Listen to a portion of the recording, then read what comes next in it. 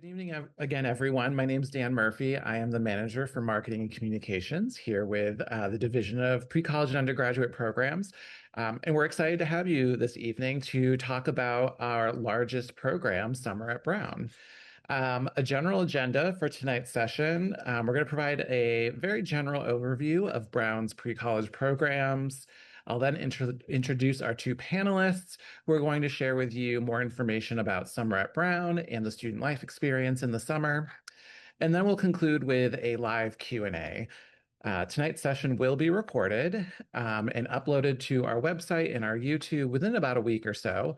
And tonight's session should last about 30 to 45 minutes, depending on questions.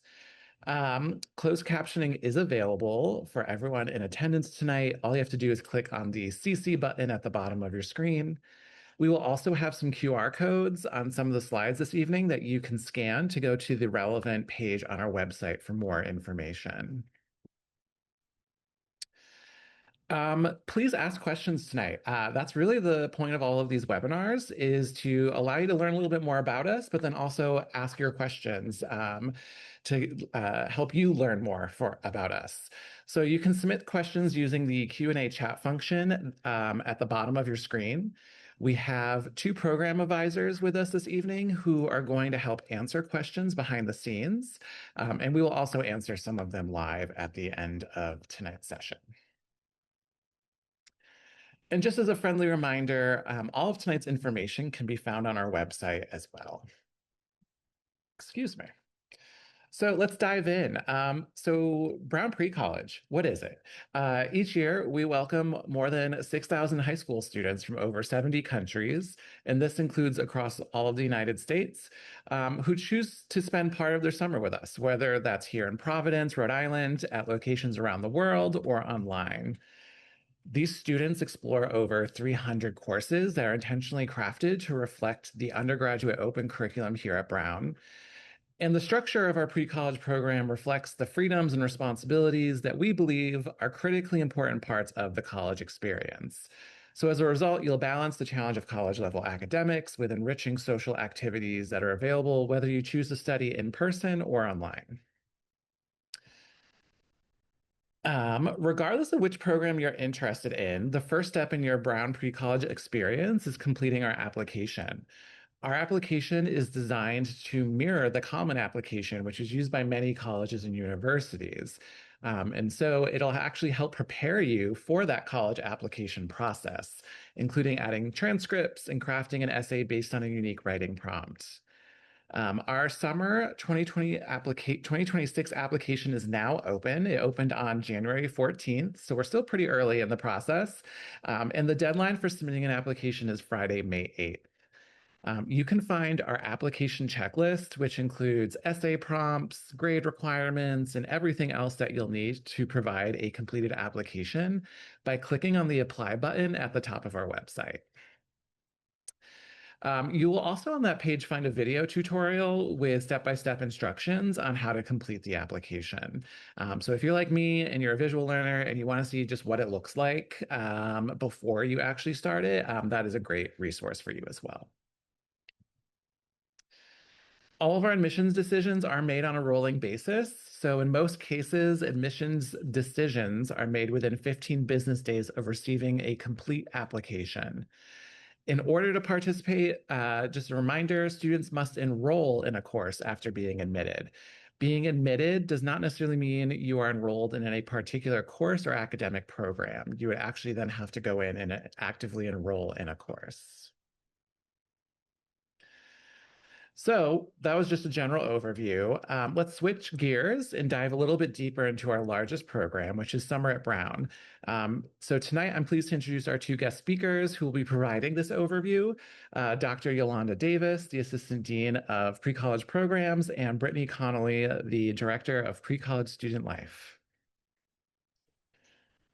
Hi, everyone. Good evening. My name is Brittanny Connelly. I'm the Director for Pre-College Student Life. I'm very excited to be here with you tonight and looking forward to summer 2026, which will be my 10th summer with Brown Pre-College. And now happy to turn it over to my colleague, Yolanda. Hi, everyone. We're so excited to have you here. I'm Yolanda Davis. As Dan mentioned, I'm the Assistant Dean for Pre-College Programs. This is actually my fifth year working with the programs. So exciting to be hitting number five. I'm looking forward to meeting you all this summer and you all asking us questions about the classes and the program. So we're going to go ahead and get started. So let's start off talking about Summer at Brown program on-campus offerings. So Summer at Brown is our largest pre-college program, and it represents most discipline areas at Brown. Summer at Brown offers both on-campus and online courses, with the majority of courses happening on campus here in Providence, Rhode Island. For this session, we will focus primarily on in-person courses for Summer at Brown, but we invite you to attend our Brown Pre-College online information session on Thursday, February 26th to learn more about online courses. Summer at Brown courses are available for rising 10th through 12th graders, with courses taking place from June 15th to July 24th. Students have the opportunity to pick from over 300 pre-college courses that are 1 to 3 weeks long, and there's also an opportunity to take a 5-week hybrid course consisting of 2 weeks online and 3 weeks in person. Typically, courses range from a size of 18 to about 24 students, with a few being a bit more or less depending on your content area. In 2006, in 2005, over 6,000 joined us from over 74 countries and across the United States.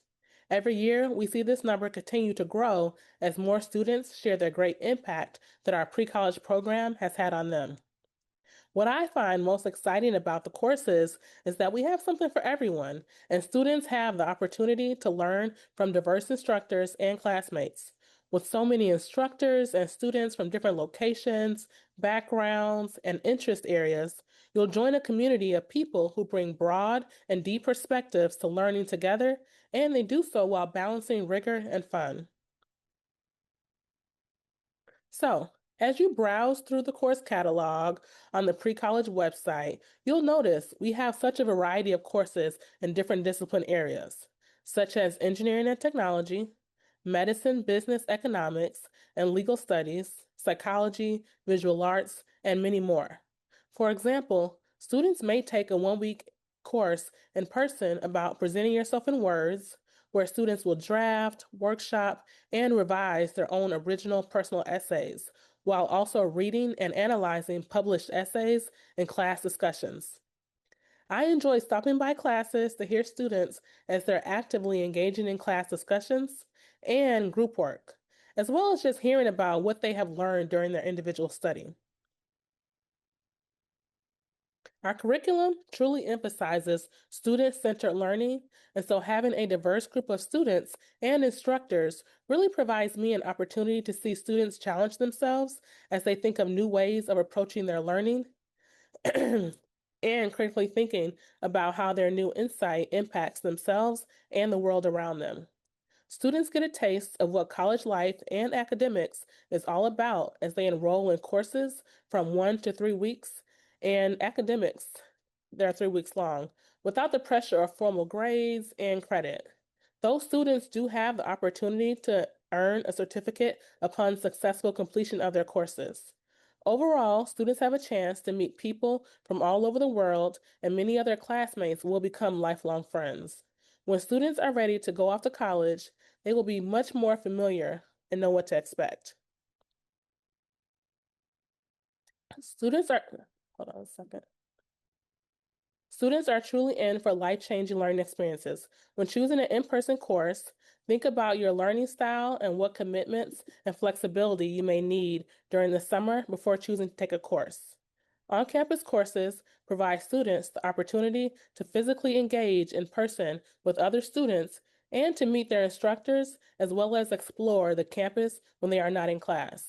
If students choose an in-person course, they will be required to attend their class for 3 hours, Monday through Friday, during the dates they are enrolled in the program, and they can expect about 2 to 3 hours of homework and studying outside of class. All classes start at either 8:30 a.m., 12:15 p.m., or 3:30 p.m. Students have the opportunity to decide where on campus they want to study and at what time works best for them as they balance additional activities offered by our student life team. All students have the opportunity to join instructors for office hours. When you begin your class, you will see your instructor's office hours listed on your syllabus.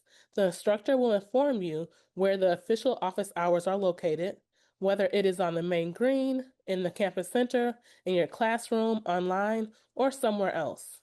I encourage you to take advantage of getting to know your instructors and having all of your questions answered as you embark on this new journey. Students often keep in touch with their instructors even after the class has ended, for instance, for letters of recommendation. Additionally, as you work on assignments, projects, or prepare for tests, office hours are a great time to take advantage of gaining clarity from your instructor. Now, that's a general overview of Summer at Brown program. I'm now going to turn it over to Brittany to share more about the student life experience. Thank you, Yolanda. So now that you have been provided with an overview of the academic component of Brown Pre-College, you're probably wondering what the experience outside of the classroom is like. So for me, the thing that I find the most exciting about Summer at Brown is how it truly mirrors the college experience. Students are living and studying on campus. They're provided housing in one of Brown's residence halls. They'll eat 3 meals a day in the dining halls. They'll have access to many of Brown's facilities, including libraries, the fitness center, and our campus center, which all allow for students to experience the full spectrum of college life. College campuses are filled with wonderful opportunities for engagement that enrich the overall experience. And really, this is the case for our programs as well. By taking advantage of extracurricular activities and events, you'll be able to strengthen your connection to a robust community of peer scholars while developing important personal and social skills such as interpersonal communication, self-confidence, and more. Starting from 9 o'clock in the morning until curfew at 10 p.m. each night, there are a wide variety of activities and events offered each day, and they fall into one of 3 overarching categories. So first, there are educational and developmental workshops. We offer a series of workshops designed to help you prepare for the college application process, including how to write the college essay, finding a college that's the right fit for you, financial aid, and more. And we also offer workshops about leadership development, identity exploration, and provide opportunities to engage with student organizations connected to some of these important topics or other areas of interest. Second, we have our residence hall mentor groups. Our mentor groups meet in the residence halls 2 to 3 times per week during our floor meetings. And in your mentor groups, you'll build meaningful relationships with a diverse group of peers residing in your building while discussing various transitional elements of college life. The conversations are led by our resident assistants who are well-versed in the various resources available on college campuses and who have navigated that process before. So you'll leave with some concrete takeaways for how to make your transition to college as successful as possible for your unique circumstances. And it's always important that we all take time to have fun as well. So each day we offer additional opportunities for you to socialize with friends, to meet other students with common interests. And some examples of past social events include bowling trips, board game parties, movie nights, recreational activities like ultimate frisbee, yoga, and even a campus-wide scavenger hunt. Our staff is dedicated to ensuring that our online students receive the same high-quality engagement as those on campus. So to do this effectively, we have handpicked a curated selection of our most popular on-campus workshops and reimagined them for a digital environment. I'm really proud of how we've evolved these specific offerings. And for our online students, we focus on a strategic series of weekly webinars that cover the absolute essentials of the college admissions and preparation process. They're highly interactive. They feature a live Q&A session. There are group discussions and reflective activities to ensure that our online students are just as involved as if they were studying with us in person. So you can see here an example of a day in the life for a student who's studying on campus. As Yolanda mentioned, You will have class for 3 hours a day, homework and studying for another 2 to 3 hours. But from 6 o'clock in the morning until 10 o'clock, students are free to be studying around campus, exploring Providence, some local coffee shops, restaurants, and engaging with our many student life offerings.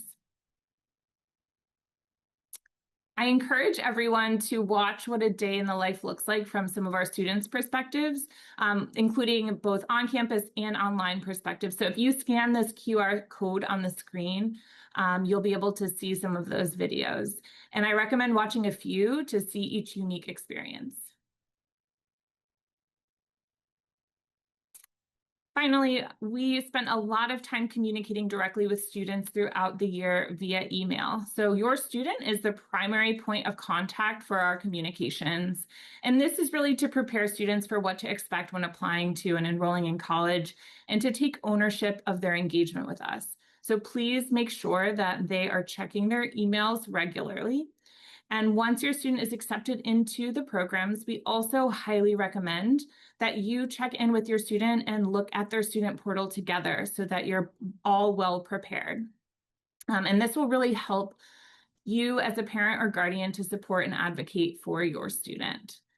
We really want for parents and guardians to be prepared for the summer, and you can do that in a number of ways, including familiarizing yourself with our website and program expectations, visiting the parent guardian information page on our website. So it's located under the For You menu. And then you can also watch our parent and guardian webinar recording and view some of the videos that we post on our social media channels. And finally, reach out to us with questions.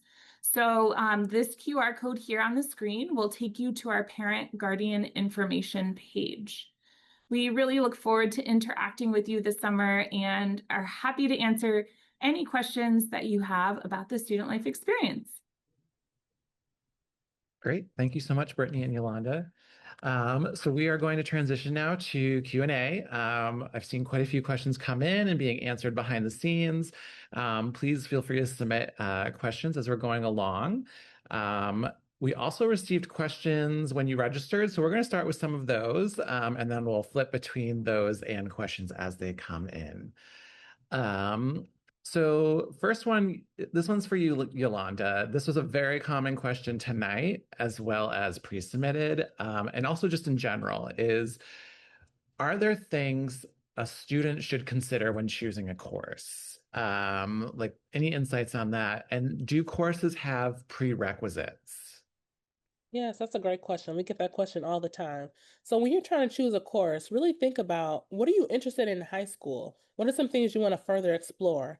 Think about areas you've always had curiosity, want to learn more about without the pressure of grades. As we mentioned earlier, you don't get a final grade for the course. So this is the time to kind of challenge yourself, explore, but make sure when you're reading that course description that at the bottom of that course description, it says prerequisites. And so you want to make sure you read that to make sure that when you're entering that class, you are prepared for the material and you have the necessary advanced requirements for the course. Perfect. Thank you. Sorry.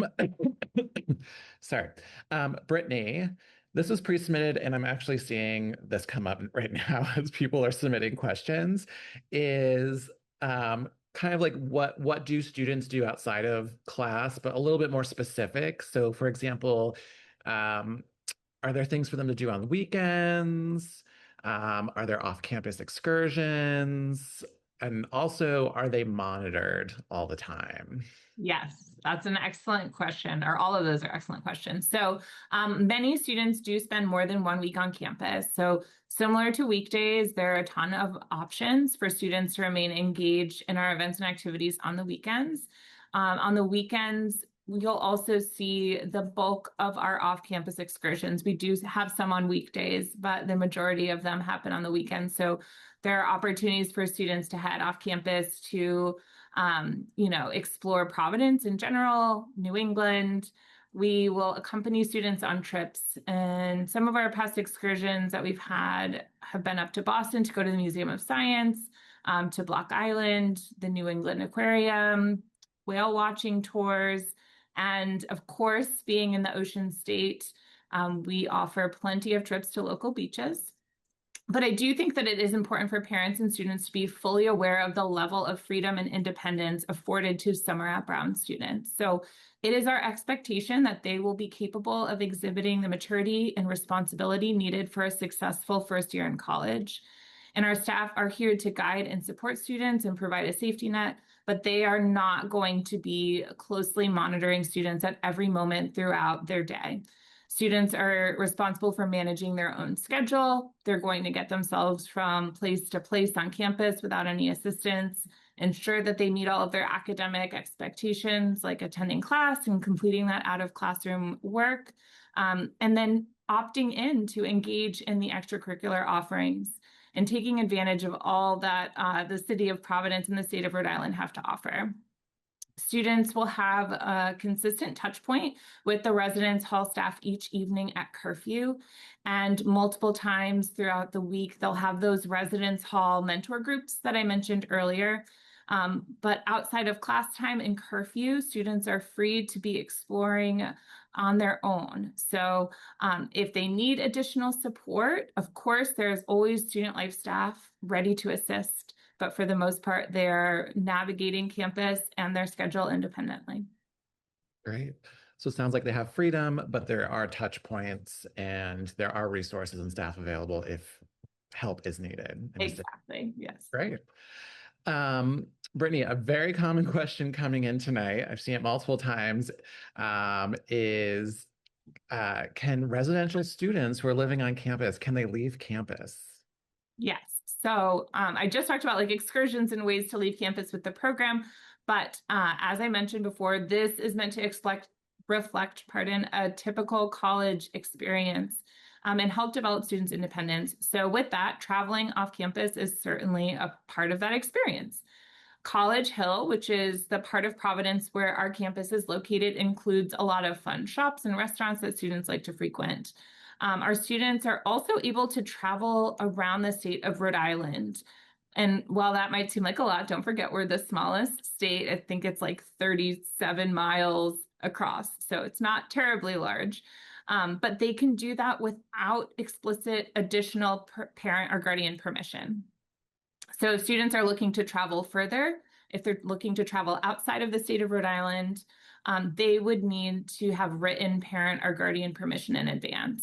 Regardless of where you're traveling, students are always expected to be back for evening curfew each day. Great, thank you. I can take these next two questions. One just came in about lanyards, which I love. I'm just saying someone saying they saw lots of lanyards in the photos and they're wondering if they get the lanyards. Yes, pre-college students will get the iconic red brown pre-college lanyard. It's where students mostly keep their IDs to get into buildings and their residence hall keys. But other very common questions coming in that I can take are costs for the program and are scholarships available? Great questions. So all this information is if you head to our website and at the very top, you'll see costs and aid. On that page, you'll be able to find first a table of costs. So cost is dependent on how long the course is that you are taking. So you'll just find the length of course that you're interested in, and it'll show you the cost. And that does include housing and meal plan and the student life activities. And then on that page, you'll also find more information about our scholarships that are available. And so I encourage you, if that is something that you're interested in, to read through that. And you can apply for scholarships right after you submit an application. Yolanda, we are getting a few questions just about instructors and like how accessible are instructors? Are you able to connect with instructors outside of class time? What are office hours like? Any insights on that? Yes, definitely. The instructors want to connect with you all. They want to tell you more about their research, about what they're teaching. That topic area is very much so important to them as it is to you. So please take advantage of office hours. Sometimes the instructors and the teaching assistants also join the students in the dining halls. So you might even have an opportunity to eat lunch with your instructor and your TA. But they definitely want you to take advantage. As I mentioned earlier, in your syllabus, it's going to state when the office hours are and how to contact your instructor to set those up. Also, if you don't see that for whatever reason, just ask your instructor. Say, hey, I want to have a meeting with you. Is it okay to meet after class or to set a time? But they want to meet with you. They're encouraged to meet with you. And so please take advantage of that opportunity. You may want to learn more than what was taught in the class. And so think about what kind of questions you kind of want to ask and use that time for that. Great. I will say if you follow us on social media, if you check out our post today, we actually have a student from 2 years ago who continued to work with an instructor once leaving and was actually just published for some of the research that they started doing at Brown Pre-College. Um, Brittany, I'm so sorry. I'll great questions coming your way. That's great. Keep them coming. All right, I think hands down the most common question pre-submitted and tonight is housing. So can you just provide any more information about housing, what type of housing is provided, are roommates assigned, and then if you have time, questions just about like dining. What's the dining experience like? Yeah, definitely. So as I mentioned, students are housed in the Brown University residence halls. And for folks who are unfamiliar with our campus, there is a wide variety of residence hall sizes across campus. So there is no like one definition of a room in our residence halls, but what you can expect is to be assigned to a single, double, or triple room, most likely a single or a double room. And you will receive your housing assignment when you arrive to check in on campus. If you are assigned to a room that has other residents in it, so a double or a triple room, you would meet those roommates when you arrive to campus as well. In most cases, students are assigned to a residence hall based on the duration of the time that you're studying on campus. So that way you can move into one room once and stay in that same location for your entire time on campus. And then your roommate or roommates will also be there for that same duration of time on campus. It is also our goal to keep your roommate or roommates within 1 year of your age. So everyone living in the room is around the same age. Our housing assignment process also allows students to self-select the option that best fits their needs. So students can choose from either living on a single sex floor. So you'd be placed in a room and on a floor with peers who share the same sex assigned at birth, or you can choose to live in a single gender space. So you would be placed in a housing space with peers who have all selected to live in that same gender identity space.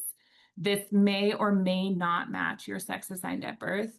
And our single gender spaces may not make up a full floor, but they will have a designated area of the floor and restrooms assigned for that housing space. So the different gender options that you can select from are man, cisgender or transgender, woman, cisgender or transgender, or non-binary and gender diverse. So those are the three options that you can select. And that's a part of your forms that you would fill out once you are accepted and enroll in a course and need to submit forms. You would just indicate on your housing preference form. And those housing options mirror exactly what all incoming first-year students to Brown are selecting for their housing options as well. And then to dining. So students are going to dine in our on-campus dining halls. These spaces are all you care to eat. So when you swipe your ID card into the dining hall, you can eat as much as you'd like. All of our dining spaces have a variety of offerings to meet a wide range of dietary needs, for example, vegan, halal, kosher, vegetarian. And in our main dining hall, the Ratty, you'll find options like a salad bar, a sandwich bar, rotating daily specials, a pizza bar, a pasta bar, desserts, and then the far and away favorite of our students is our soft serve ice cream machine in the Ratty. If you haven't already, I really highly recommend that folks check out our Ask an Advisor series on Instagram. And if you go back, you can see a past episode where they take you on a tour of the Ratty so you can see for yourself what it looks like. Yeah. I think 2 years in a row, the students have voted the Ratty soft serve as their favorite food. I think I'd agree. I like making Yeah, myself a nice root beer float. yeah, yeah. That and the pizza. Yeah. Um, and then real quick related to this, Brittany, there was one question about if I live in one residence hall and then I make a friend who lives in a different residence hall, can I go visit them or can they come visit me in our residence halls? Yes.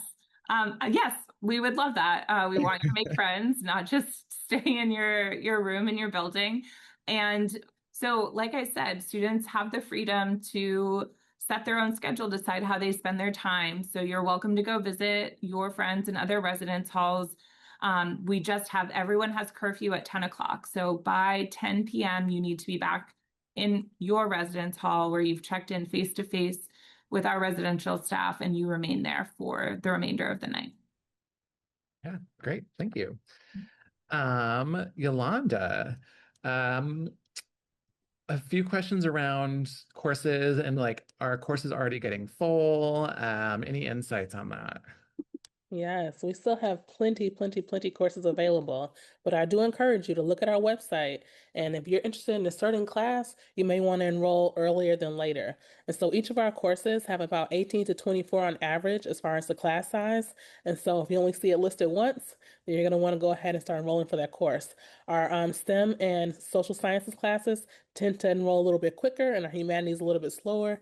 But for the most part, we say if you can enroll now, go ahead. But we do have until May 8th. But just keep in mind by May 8th, there will be less available, but definitely we have plenty available as of now.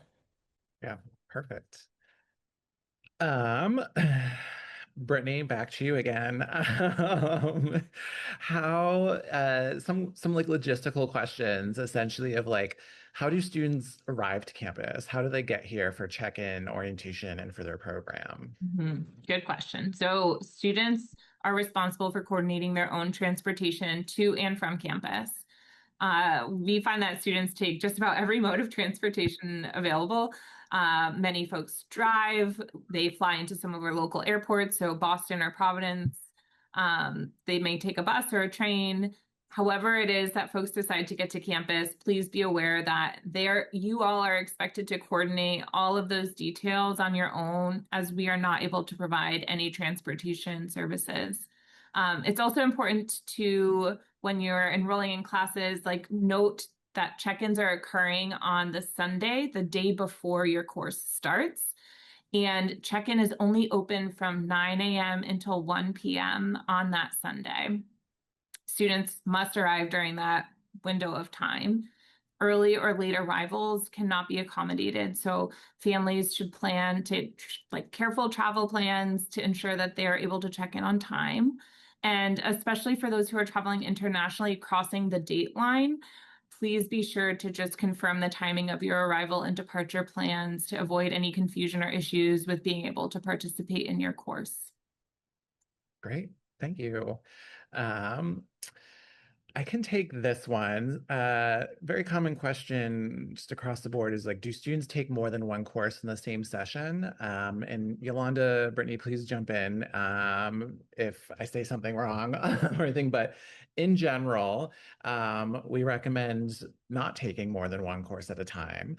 But it is possible to potentially take two courses at a time, but if you're interested in that, to reach out to us directly and tell us those courses. So that way we can kind of walk you through like, is that advisable or is that not advisable? And some courses you definitely cannot do more than another course with it. So we definitely encourage you to reach out to us. But we do see students who sometimes will do consecutive courses. So like take one week course, and then once that's over, do a 2-week course, and then maybe another 1-week course. Is that everything, Yolanda? Anything else to add? Yes, I would just add, just reminding you all, sometimes we get this question quite a bit, and it's like you have 3 hours sitting physically in class. And so if you take two classes, that's 6 hours of sitting physically in class. And then you also have 2 to 3 hours of homework per class. And so, as Brittany mentioned earlier, we have a lot of programming, a lot of student life, a lot of fun time built into the day in addition to the academics. And so we want to make sure that you can engage in everything. And so we recommend the one class, or we recommend taking it on campus and maybe an online class. But as Dan mentioned also, you can do it consecutively. So right back to back if you want to stay on campus a little bit longer. Yeah, great. Yeah, we wanted to make sure you have an enjoyable experience, that you're not super stressed while you're here. Um, Brittany, going back to meals just for a moment, can you remind us roughly how many meals a day they get? And then we've gotten a few questions just about like allergies, and any insights on like maybe requesting an accommodation if there's allergies for food. Yes. So students who live on campus will have 3 meal swipes each day. And again, these are all you care to eat dining facilities. So you can swipe in 3 times and stay for as long as you'd like and eat as much as you'd like. If you are a commuter student, so you don't live on campus, but you come to campus each day for class, you get 1 meal swipe each day. And then for any sort of dietary restrictions or allergies, we certainly can accommodate that. These are the same dining facilities that Brown undergraduate students eat in throughout the year. So they're well versed in accommodating a wide range of allergies or restrictions that students have. Each dining hall has a rotating menu with a few staples that'll be there every day, but students can look in advance to see what the menu is and make a selection based on preference, allergies, restrictions, like which dining hall they'd like to go to based on what's being served. And certainly, if folks are curious to see what those menus look like, please feel free to check out the dining website and you can click in and see the dining options that are happening today. And then it's also important to note that the Ratty, so our main dining hall, has an allergen-aware kitchen, so a special station in the dining hall that caters specifically to students with allergies. Great. And I think I would just add to that, like if you have any genuine concerns about severe allergies or anything, reach out to us. Absolutely. Yeah, Yes, we have a dietitian on campus that works with students and families to talk about their unique situation. So when you fill out your medical forms for us and let us know you have an allergy, we will automatically provide information to you about all of the options on campus and being in touch with that dietitian. great. Yolanda, I have a few for you. First one is, can you remind us typically how large class sizes are? Yeah, so most of the classes are between 18 to 24 students in a class, some being a little bit bigger, some being a little bit smaller. It really depends on that classroom content and also the type of class that it is. So, for instance, a lab class, we might have to have a smaller amount of students in those labs, or it might be a writing class. Just kind of depends on the content area. And so you'll notice the classes will kind of vary depending on how many students, how many TAs we have. But the typical is 18 to 24. Perfect. And then again, one more time, how much homework should someone expect for their course? We would say about 2 to 3 hours. Some of that is doing individual work, some of that is doing group work, but for the most part, it'll be about 2 to 3 hours. Some students work very fast, some work slower, and so you kind of have to manage your time and see what works for you. But on average, we tell the instructors to provide about 2 to 3 hours of homework each night. Perfect. And then I have another one for you. We're on a roll. Um, why should someone consider potentially looking at different courses if they're only looking to enroll in like one class or a specific class? I think, we get a lot of questions about, I was only looking at this one and it's full or whatnot. Like any insights on like why it's important to have backup options or any insights from your perspective? Yeah, so I would say always try something new, right? So while you're here, you don't have to worry about grades. Instead, you're able to truly immerse yourself and see what interests you most. There might be a few things you're interested in, and because you don't have grades, you can say, let me just try this out. And so having backup classes of like maybe it's not your first choice, but you still have interest in it is very important.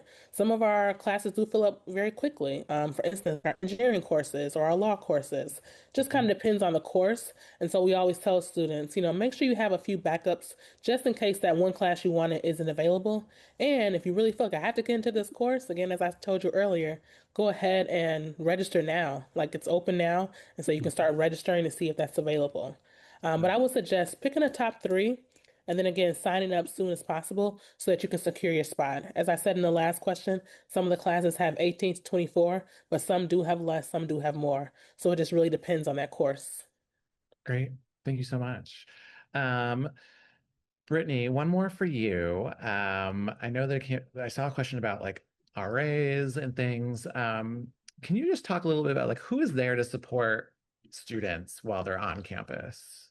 Yeah, good question. So a lot of folks are here to support students on campus. So in addition to our professional year-round staff, we also hire a really large number of seasonal staff to join us to support our programs. The student life team will have a resident assistant, so RAs in the residence halls. So each student will have an RA that is like assigned to support them. There's also graduate staff members that live in the residence halls too. So we call them area coordinators, and they oversee the residence halls. So they're available for students.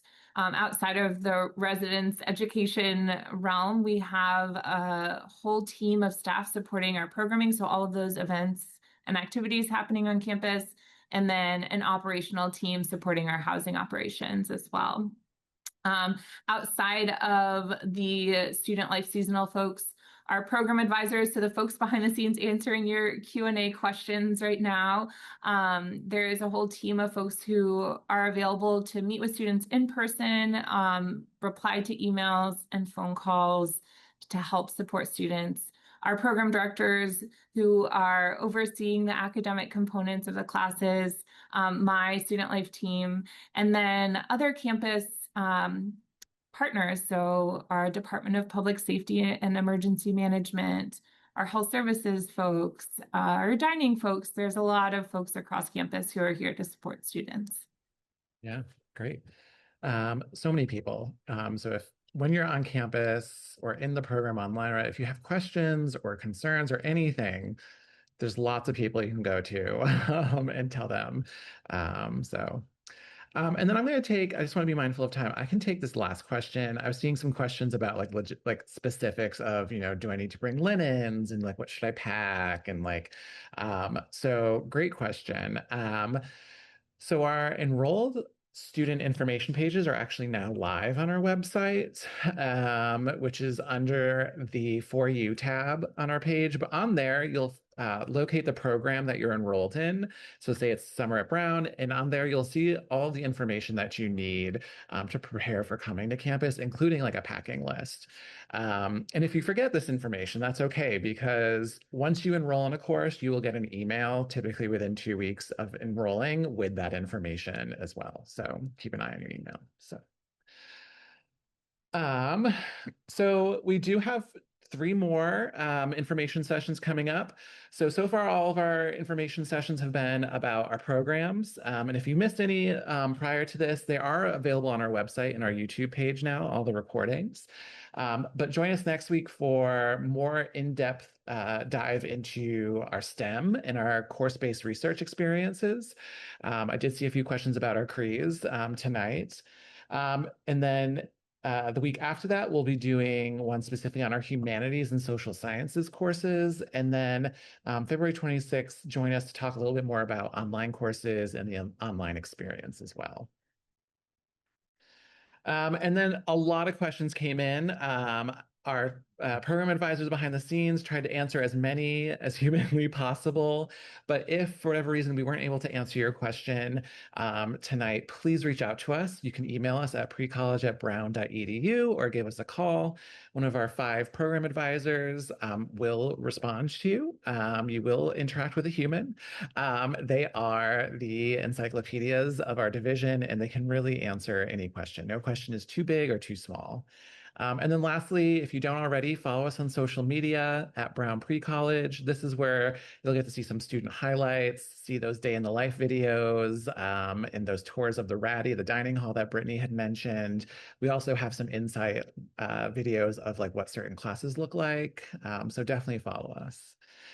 But otherwise, thank you to our panelists tonight, Yolanda and Brittanny, for joining and sharing more about Summer at Brown and the student life experience. And thank you to all of you out there, wherever you're joining us from, for spending a little part of your day with Brown Pre-College. We hope you learned something. And again, if you have questions, feel free to reach out.